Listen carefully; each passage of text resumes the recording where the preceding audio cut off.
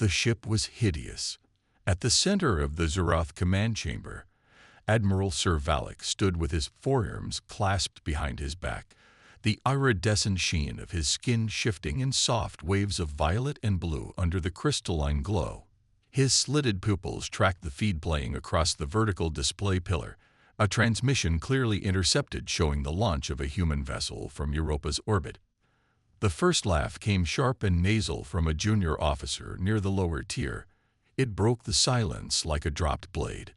Others followed, restrained at first, then growing chuckles laced with derision, mandibles twitching in rhythm. One leaned back in his seat, eyes narrowed in amusement, baring polished fangs. Varric didn't stop them. He watched, let them taste the mockery. Then, with a tilt of his head, he quieted the room like a knife through fabric. His nostrils flared once, and the air filled with the sharp bite of dominance pheromones. Manual control.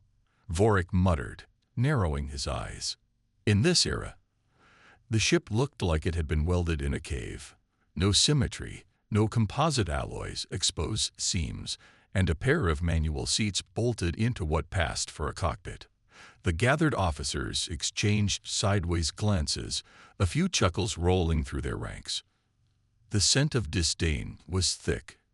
Zoroth pheromones carried emotion like a signature, and this room was rife of superiority. Admiral Varric turned his head, the tendrils at the base of his skull bristling slightly.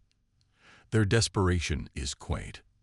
A holographic interface blinked to his right, bringing up an orbital readout of the Terran expanse.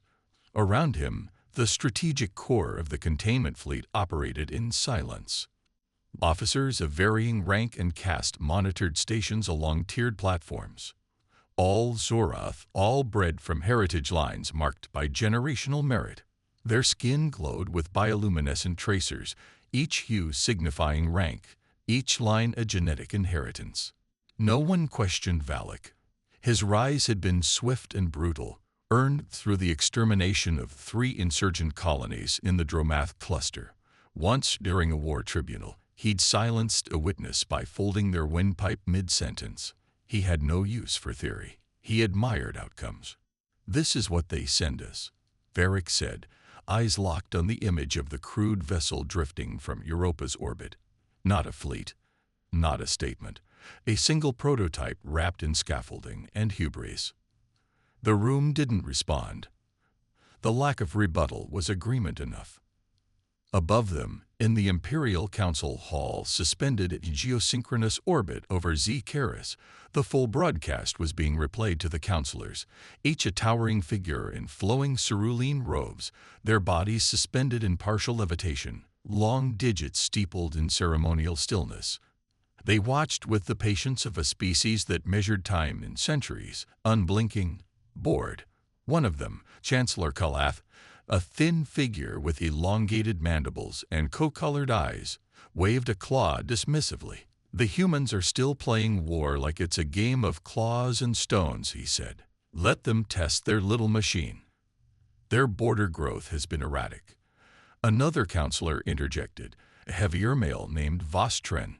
"They expand in clusters, no symmetry, no harmony." "That is their nature," Kalath said, exhaling a small burst of vapor, loud, clumsy, and temporary. There were no objections. It was not a debate. Counselor Threx Vulu, keeper of military oversight, rotated slowly in his seat and locked eyes with Varric's transmission. "Your fleet will maintain passive surveillance. Let them humiliate themselves." Varric gave a slow nod. Acknowledged. The transmission ended.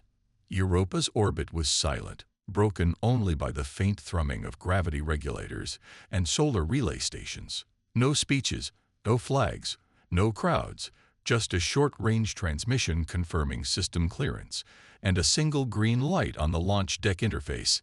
Inside the command capsule, Commander Isaac Dreyer ran a final systems check with fingers steady as steel rods. His expression never changed, jaw set, eyes locked forward. His face was unshaven, his uniform gray and marked by use, practical, efficient, unconcerned with ceremony. "Manual override confirmed," he said quietly. Across from him in the co-pilot's seat, Lieutenant Ma Sorensen didn't respond. She was focused, eyes darting across the equation grid projected over her visor. Her lips moved without sound, patterns of gravitational drift scrolled like a language only she could hear. Thermal sync complete, Dreyer continued. Course locked. Interference nets up. Mila blinked once. Trajectory curve oscillating. I'll compensate on the burn. He looked at her for half a second, enough to read the tremor behind her focus. She was already deep in the math. He didn't interrupt. In the distant background, the outer comms buzzed softly.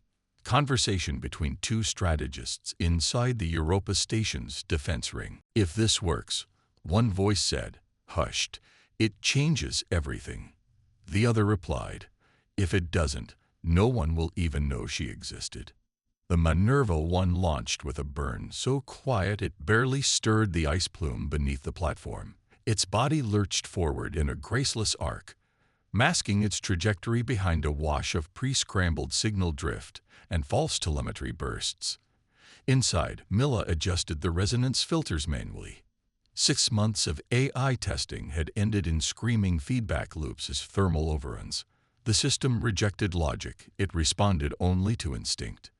She didn't calculate probabilities. She felt them, in the way a diver reads a current or a composer hears a wrong note. Behind them, Earth shrank into a smear of blue and green. Ahead, the black sheet of the Terran expanse waited. In the control center below Europa's crust, a single red line blinked off the mainboard. General Thomas Velt turned away from the screen and folded his arms. He said nothing. At his side, Colonel Jiren Lockek let out a breath through his teeth. No ceremony, Latch muttered. Velt didn't blink. No second chances. He remained still for a second longer than necessary, as if waiting for the silence to sink into the room. Then he turned and walked away, leaving the display flickering behind him like a warning unheeded. The Minerva 1 vanished from Earth space scanners in the next heartbeat, swallowed by its own distortion field. Across the systems, the Empire kept laughing, unaware they'd already been answered. Inside Minerva 1, no one laughed back. The hum of Minerva's inner hull rose as it slipped across the edge of the Terran sector, systems stabilizing under manual input. The silence between Commander Dreyer and Lieutenant Sorensen wasn't awkward.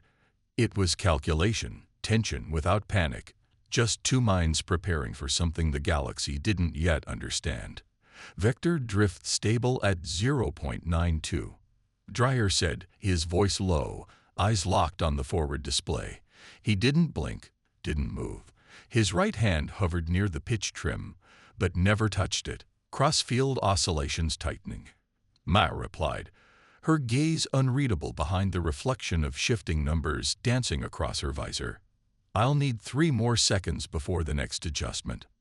The cabin was dim, stripped of anything unnecessary. No ambient light, only the ghost blue flicker of diagnostics across their faces like reflections off deep water. Outside the viewport, the stars were fixed like needles, silent, distant. The Terran expanse stretched ahead, empty black layered with sensor distortion and gravitational fuzz, a perfect place for mistakes to go unnoticed, or for truths to be buried. Inside Minerva 1, Mila sat motionless except for her eyes and fingertips. Her left thumb tapped lightly, rhythmically against the base of her data pad, offbeat. Not anxious but calculating. She wasn't watching the numbers. She was feeling them, the subtle pulse of invisible variables, the invisible music of distortion and mass. Her lips parted once as if to speak, but she didn't. Dreyer didn't interrupt her silence. He recognized the rhythm. She was past the edge, operating in the zone of pure intuitive feedback. The cockpit vibrated lightly, barely perceptible, as if even the ship itself was holding its breath. I've got negative curl forming at Nav7, Mila said finally, her voice clipped but steady. If it holds, we can push closer without triggering passive scans. Dreyer nodded once, adjusting course by 2 degrees. Bring us to knife range. The ship responded with a low groan as its orientation shifted. Behind them, the drive core hummed in modulation. Unstable harmonics by design. Unreadable. That was the point. Milla blinked again. Sweat beaded along her temple. The tactical collapse generator, housing deep behind the rear bulkhead, emitted a low, bone-deep thrum. More felt than heard. A device built on math so brittle even the AI cores had rejected it. They'd tried, months earlier, deep beneath the ice plains of Callisto. A different room. Sterile. Humming with tension. A different kind of silence. Captain Gregor Lethorn had stood at the edge of the observation pit, eyes locked on the prototype's internal readouts. His hands were folded behind his back, boots polished to standard. Across from him on the central platform, a cluster of technicians argued in hushed tones. On the far end of the chamber, 2 medical officers stood ready, just in case. On the display, a burst of light, then failure again. The simulation chamber filled with the whine of overheat warnings. Our red line dropped into the margin of collapse. The AI model flared out. Logic chain overflow. Power buffers surged and cut. System reset. Lethorn's jaw ticked once. Then he turned. "No one speak," he said. Technicians froze. One even backed away from the platform. Only Milla remained still, standing at the back of the room, eyes fixed not on the display, but on the math, the equation, the decay.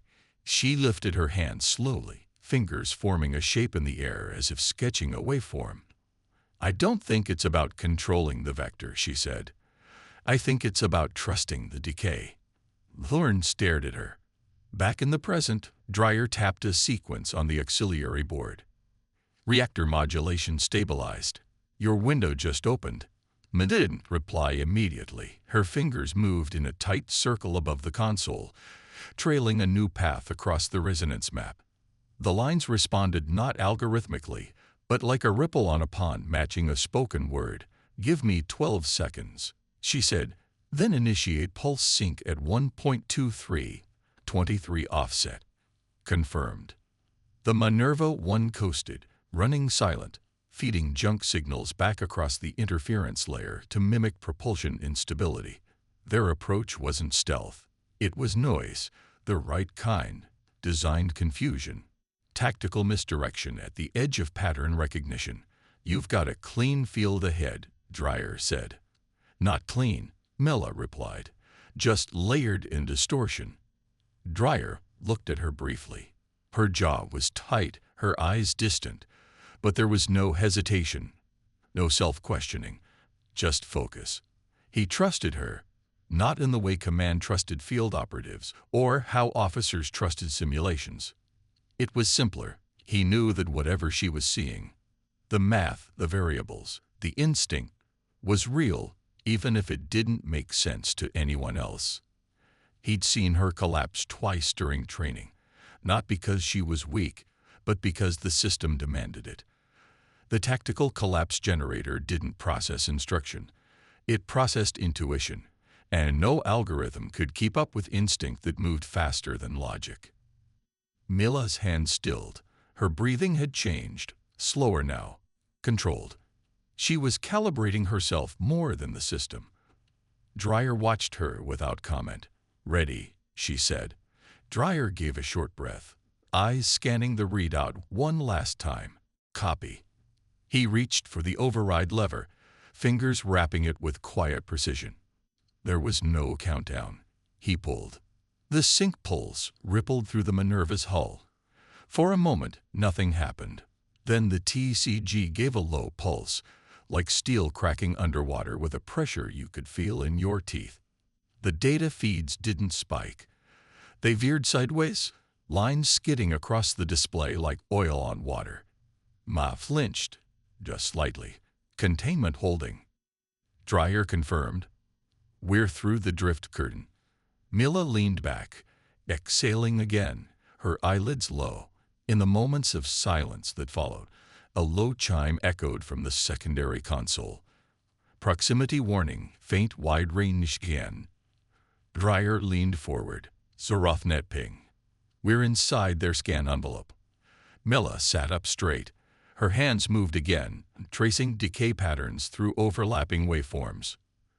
Their running grids sync on tight intervals. No time for reflection sweeps. They won't see us yet. Dryer toggled off the alert manually. You good? Milla didn't answer right away. She stared at the board, exhaled sharply, then muttered, "Still with me." They both knew what was coming next. The silence stretched, but it wasn't empty. It was coiled, waiting. Behind the hull plating, the TCG hummed lower, like it was aware of what it had been built to do. As Minerva 1 drifted into the shadow of a derelict asteroid, its hull lights dimmed, and its signal profile vanished into the background static of the sector. Just ahead, the Imperial formation glinted, perfect, geometric, unaware, and the humans, unseen, were already inside the wire. The storm didn't see them coming, but it would feel them soon enough. Minerva's core throbbed once, subtle, like a held breath ready to collapse, and chaos waited to be called. Somewhere beyond the scan line, 11 Imperial signatures gleamed. Numbers, just numbers. Minerva 1 pitched slightly to port, then corrected itself with an awkward jolt. The maneuver was intentional, clumsy by design. Its signal beacon flickered erratically, broadcasting heat differentials that mimicked failing coolant regulators. Plasma vents cycled too quickly, too loud. A wounded bird limping into a hunter's blind. Dryer eased the ship forward, adjusting just enough to make the course seem uncertain, damaged. Ma ran a silent scan on her side, her hand drifting like a metronome across the resonance board. "Signal scatter at 70%, she murmured. "They'll think we're trying to cloak a reactor leak." "They'll think we're trying not to die," Dryer replied, voice flat. The black ahead was no longer empty. The Imperial formation loomed across the void, -12 ships in a perfect arc, each vessel angled at a fixed gravitational vector. The largest, a command-class cruiser etched in obsidian alloy and studded with shield nodes, hovered at the formation's core. Its name, Varankaz, emblazoned in sharp, angular Zeroth script along the dorsal plating.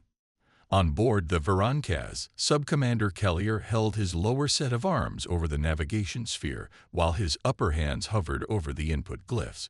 His skin was pale green, opalescent under the command bridge lights. His crest pulsed with pale orange, signaling calm readiness. Unidentified vessel approaching from subvector Theta. A voice called from the rear console, emitting unstable telemetry. No confirmed transponder, not listed in Council registries. Keller narrowed his black vertical pupils. Trajectory erratic. Could be drift, could be pilot loss.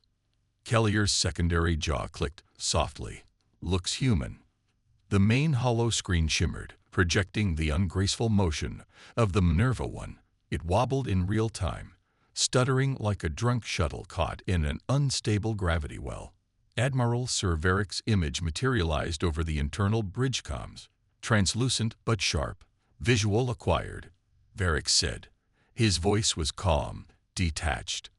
"That's their prototype." Kellier blinked. "Should we destroy it, Admiral?" Vorik didn't answer at first. Behind him on the command deck of the Imperial flagship Threxel, his posture remained unchanged, arms clasped, scent neutral. His eyes stayed locked on the moving blip. "No," he said finally. "Capture it. Let the rest watch. Let them see how failure looks." The bridge of Vernon came alive with subtle movement. Orders passed through pheromonal cues and low vocalizations. No one questioned the directive. On Minerva 1, Milla's pupils contracted. Her screen changed. "They're closing the arc," she said. "Varankaz has locked our vector.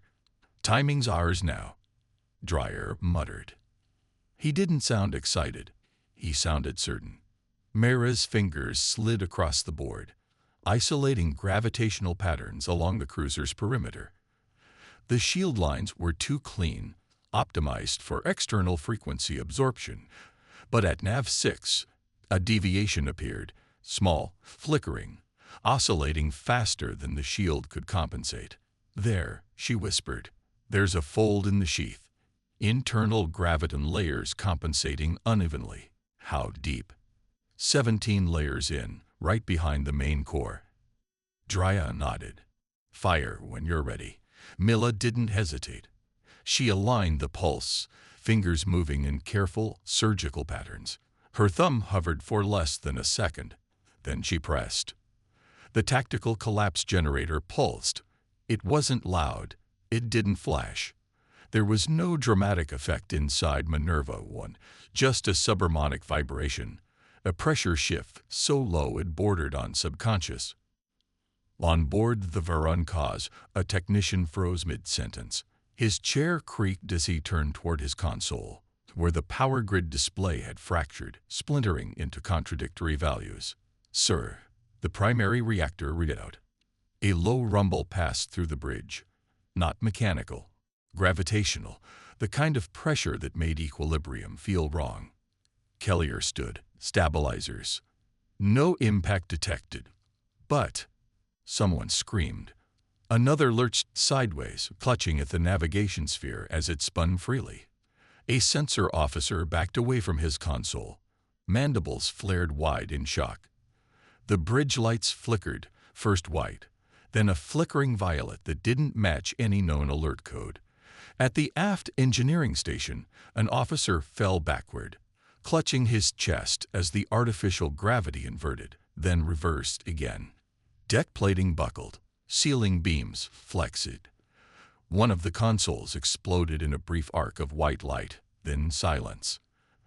The screaming stopped, not because it ended, but because gravity failed.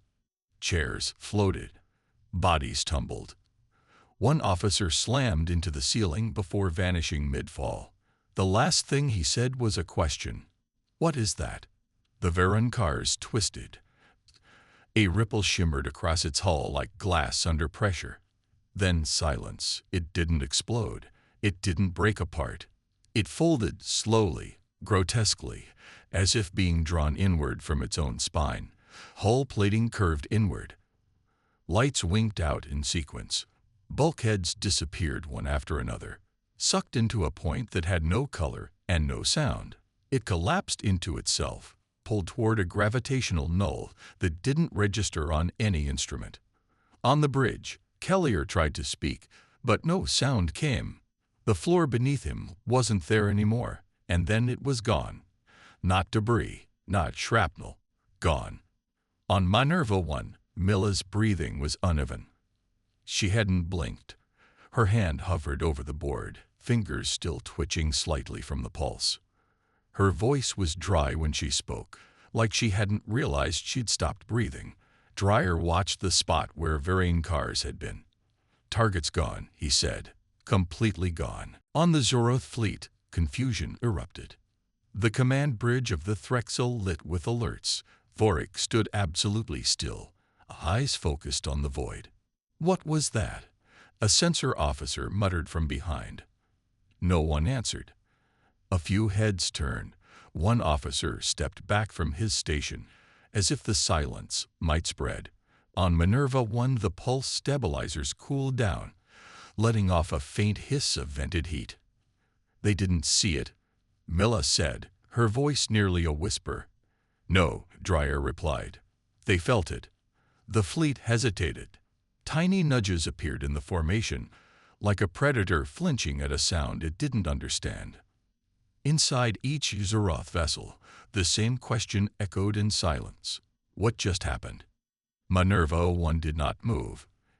It hovered, a chaotic speck surrounded by geometric warships, its hull pulsing faintly from residual feedback. One ship, unstable, small, unimpressive. But something had vanished, and what followed wasn't panic. It was calculation. Then stillness, because there was no countermeasure, not for this. 3 signatures moving, Milla said, breath catching slightly between words.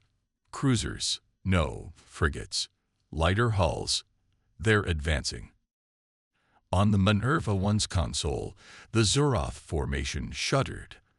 Its perfect geometry, breaking as 3 ships peeled from the outer crescent. Their drives flared to life in controlled bursts, cutting smooth vectors toward the human vessel. They were fast, too fast for protocol. This wasn't a probe. It was retaliation. Dreyer's jaw tensed. Varric took the leash off. He shifted his weight forward, eyes locked on the tactical grid. The formation was still holding, but the front was cracking under pride. No tactical doctrine, just the sting of humiliation. Inside the Thraxel, Admiral Sir Vorik stood at the forward command interface, all 4 arms outstretched across the arc panel. His skin had darkened to a stormy violet, a clear biological reaction, the Zurath equivalent of anger held under control. Pheromones saturated the air around him, spiking with urgency and dominance. "They are not gods," he said. "They are vermin in a metal shell. Crush them." The command staff hesitated. It was the first time any of them had seen an entire cruiser vanish without explosion, without residue. Varric didn't shout. He didn't need to. He shifted his stance by half a step, just enough to signal that hesitation would be punished. The order was confirmed. 3 attack ships surged forward.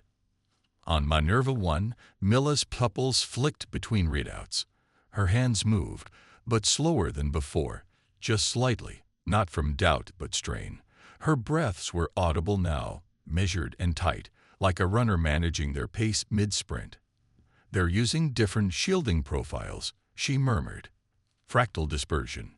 It's going to take longer." "How long?" Dreyer asked. She didn't answer immediately. "First ship, I've got it." She triggered the TEG. Outside, the nearest Zurath frigate, Krexelvoon, a dagger-like craft with a narrow spine and dense bow shielding, veered ever so slightly just as the pulse hit. Not enough to matter. At first, it simply slowed. Then its aft hull imploded, as if punched from the inside. The ship folded in on itself with unnatural elegance, snapping mid-curve into a tight spiral before compressing into a single vanishing dot. "My," inhaled sharply.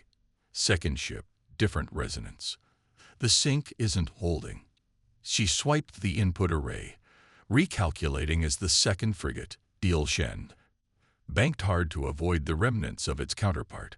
Its shields flared green and gold, flickering with overdrive feedback. Milla's fingers twitched just a fraction too early. She flinched. "No." The pulse jumped, uncontrolled. On screen, Dishen jerked violently, but did not vanish. Its midsection buckled, collapsed, but the ship didn't fold entirely. A core breach erupted, spilling white plasma in every direction, then flickered into silence as the rest of the hull tore apart in convulsions. Ma gritted her teeth, hand already recentering. Her breath now came short and fast. Sweat clung to her brow. She didn't speak. "Focus," Dreyer said quietly. "Stay with me." The third ship, Aravos, had pulled back slightly, uncertain. Its pilot saw what happened, but it was too late. Windows closing. Milla muttered, "Do you have it?" "No." She paused. "Then yes." She pressed. Urav jerked violently in space, rotating once as if yanked by a hook. Its nose caved, then disappeared. The rest followed, not all at once but in chunks, like slow stone pulled through water. One section resisted, then snapped forward and disappeared into nothing. On board the Corliss Ven, a rear flank Zurath frigate, Subluti Thraxel stared at the tactical screen. "Urkos is gone," he said, flat, disbelieving. The weapons officer beside him hissed, antenna twitching. "That's 3 in under a minute." Across the bridge, voices overlapped in confused bursts. Command inputs were repeated. No one knew if they were still advancing or retreating. One of them whispered, "What is that weapon?" But no one answered. On the Thruel, Vorik stood still, mandibles slightly apart. His skin no longer shimmered. It dulled. He said nothing. One of his aides approached behind him, hesitant. Admiral Vorik didn't turn. Just one word, low, "Watch." But even he no longer believed the outcome was assured. Milla exhaled with a faint shudder. Her shoulders slumped. Fingers hovered in the air, uncertain. Dreyer didn't move, didn't speak. He tapped a line into his datapad, short notation, tight phrasing. Pulse integrity unstable at sequence 2. Then he looked at her, just long enough to catch the tremor in her hands. Her fingers hovered, not over the input array but clenched into half fists. "You're holding," he said. "Not for long," she whispered, barely audible. 3 down, he continued.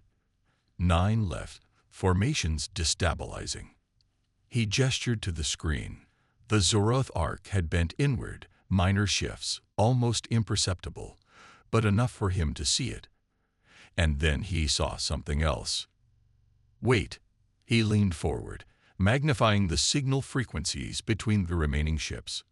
A pattern emerged, weak fluctuations, not from their shields, but from their intership links, power relays, shared sync fields. "Look at this," he muttered. "Milla, check the interference across channels 6 and 9.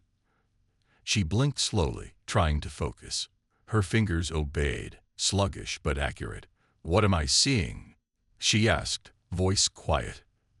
The TCE pulses, they didn't just collapse the ships. They disrupted the field harmonics. "Look." He highlighted a weak signature spike radiating from Dra Shen's implosion point. A distortion ripple extended outward, reverberating. "Residual gravitational interference," he said. "It's pinging the others." The pulse wasn't fading. It was spreading, subtle, rhythmic, tapping at the edges of the formation like sonar bouncing through crystal. "They're linked," Milla said, her voice returning. "Their reactors connected in synchronicity. We hit one, it bleeds into the network." "That's not supposed to happen," Dreyer finished. Maz's eyes locked on his. "That's not supposed to happen." "No," he said, "but it is." He didn't sound alarmed. He sounded curious, like a man watching gravity learn a new rule. The ship hummed under their feet, not from new fire, just the weight of the realization. Milla looked down, then forced her hands to open. Her voice was steadier now, even if her face was pale. "We may not have to fire again." Dreyer didn't smile. He just watched the board. The Zoroth formation was no longer aligned. Energy fluctuations danced erratically across several vessels. Field nodes sparked inconsistently. Some ships were shifting position. Others hesitated mid-maneuver. Whatever pride had ordered the advance was now battling something else entirely: uncertainty. A faint pulsing signature emerged from the edge of Dalshan's wreckage, an unstable field cascading. Dreyer stared at it in silence. "They're unraveling," he said. The tactical display pulsed softly in the low light. Minerva 1 remained silent, hovering like a ghost in the breach. Around her, chaos had begun to ripple, quiet at first but growing, uncontained. One Zoroth cruiser flared its engines, then stopped. Another rotated halfway, unsure of its new heading. No orders came, just static. Somewhere inside the Zoroth fleet, someone had to speak. But nothing came. Just the blinking lights and waiting screens. And none of them, not even Vrick, had realized the collapse had only just begun. A pulse wavered. Ma saw it first, a twitch on the frequency band, barely visible, then another. Her eyes tracked the patterns without moving her head, pupils constricting as data scattered across the display like a field of broken mirrors. "They're grids," she whispered. Dreyer didn't respond. He was watching the same thing but slower, his mind still catching up. Milla leaned forward, breath shallow, skin pale. Her fingers hovered over the console but didn't move. "They're not just losing sync," she said. "It's echoing through the links, feeding itself, recursive." The interface pulsed with wild, conflicting vectors. Lines that should have followed order were spiking into chaos. One cruiser, Thole, shimmered against the black as its stabilizers flickered. Then its aft quarter dipped unnaturally low. For a second, It looked like a glitch, then it bent. The spine twisted sideways and snapped midship, as if space itself had shrugged. No weapon had fired. No one had ordered a pulse. Minerva 1 remained cold. Dreyer stared. "Did you?" Milla shook her head. "That wasn't us." A second vessel, Garrick's Ion, lit up with internal distortions, its shields warping inward before folding in on themselves. A core filament ruptured. The ship vibrated out of phase, then disappeared, consumed by the pressure it couldn't contain. Then a third, a fourth, a fifth. Milla's hand jerked away from the console. "They're tearing themselves apart," she said, breath clipped, voice higher than before. "It's not stopping." Dreyer's gaze snapped to her. "Say that again." "They're collapsing," she repeated, but not like before. All within seconds. Milla's breath hitched. "They're unraveling from within." The display went red, not in alarm, but in confusion. Collision alerts, gravitational warnings, vector errors, too many inputs. Readouts began contradicting themselves. "No stable vectors," Dreyer said, scanning quickly. "Our nav software can't parse the distortion field." "It's not a field anymore," Milla murmured. "It's a chain reaction."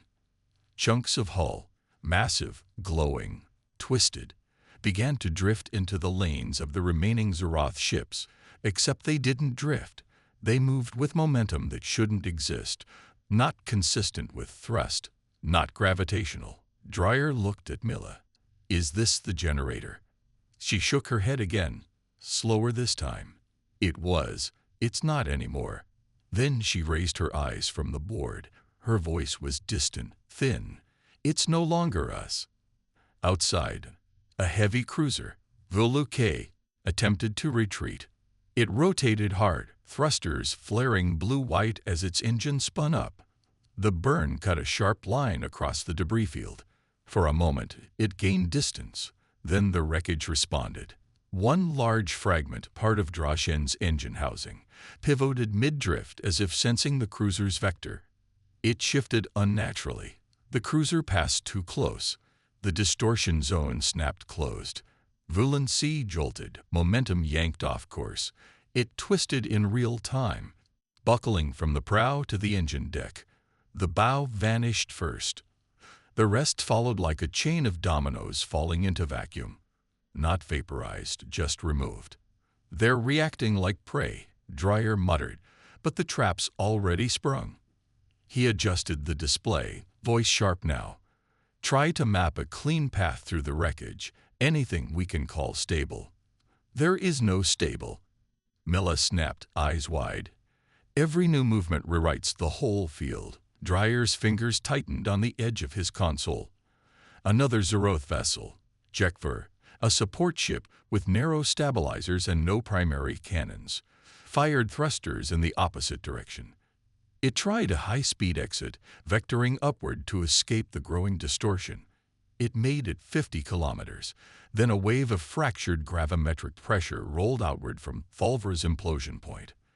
The escaping ship hit the wall and folded sideways. Comms crackled open. Zeroth command frequency scrambled in static and panic. "Break vector." Break. A scream, then nothing. Milla said nothing. Dreyer's hands hovered. "How long?" Milla blinked slowly. "It started 11 minutes ago." They watched in silence as another two ships buckled, Cavern and Drum. No pulses were fired. The generator on Minerva 1 was cold. The ship was passive, and yet the field grew. The debris no longer looked like ruins. It moved with purpose, like bones orbiting something dead that still breathed. Dreyer leaned over the interface. "This isn't strategy anymore. It's geometry." "But wrong," Ma whispered. On board the Threxel, chaos had consumed the bridge. Voices shouted in overlapping commands. The floor vibrated.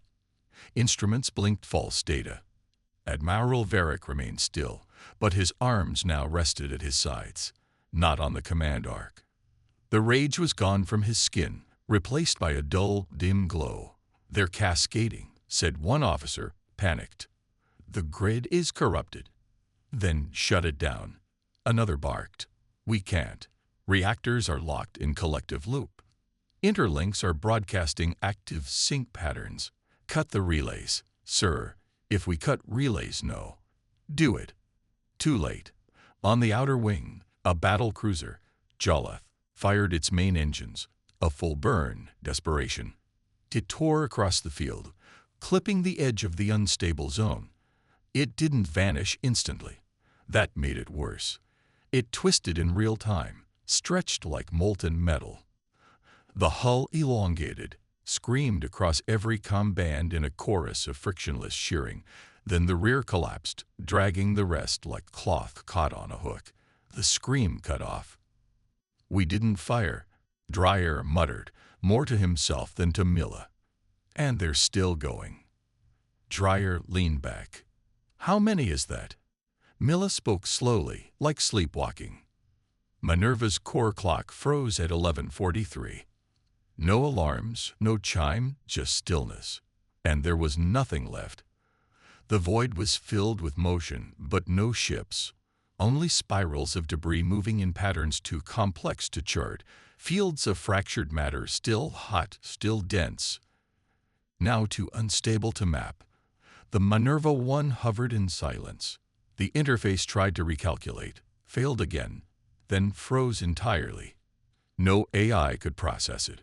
The math no longer worked. Dreyer looked out the viewport. A single piece of Ruland Quish's prow drifted past, warped. Part of its command ring still glowed faintly. He turned to Ma. She met his eyes. "They built their own noose," he said. She nodded, and we gave them the rope. Far across the drifting graveyard, on the remains of the Threxel's auxiliary pod, a final emergency transmission blinked to life.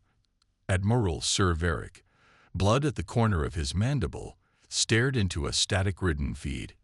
His voice broken, made it through one last relay. "This is not possible." Then the line went dark. Minerva's core remained cold, no heat spike, no pulse, and for the first time, Dreyer realized the war had changed, not because of power, because no one understood what had happened. And in war, what you can't understand, you can't stop. In the silence that followed, the lights inside the Minerva flickered once. A soft hiss of coolant billowed into the air. Milla closed her eyes, still breathing, still upright. The debris field stretched into the black like veins through fractured ice, jagged, silent, and alive. And Minerva 1 stood alone in its center, not triumphant, not victorious, just present, waiting for the galaxy to notice. The first sensors pinged from deep orbit minutes later. Distant observers, intelligence stations, Zeroth couriers. The data arrived, garbled, fragmented, terrifying. 11 vessels gone, no weapons discharged. Just collapse. In the aftermath, as Minerva's systems struggled to stabilize, one final Zeroth transmission tried to escape the event horizon. Milla's vitals spiked, and somewhere inside the Empire, silence took on a different shape. A crackle pierced the silence on.